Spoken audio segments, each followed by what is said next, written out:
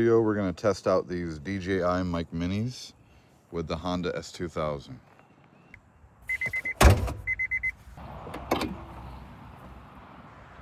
I've never had a DJI product before, so I was happy to see that these are super nice quality.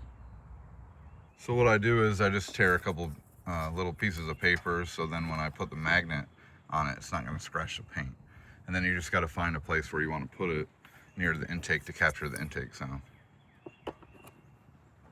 In this case, I'm going to set this right here. I got the piece of paper there for the magnet. That should work well. You just have to make sure that it doesn't have a lot of wind noise and stuff like that. So let's go ahead and place another one in the back.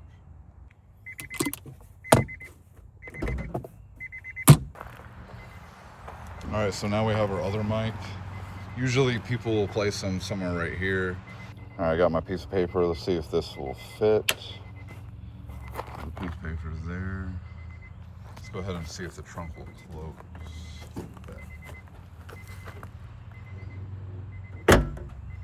Yeah. So on this little attachment that plugs into your phone, it comes with a little USB-C there. I have the gain on -12. So let's go ahead and plug this in and take it for a spin.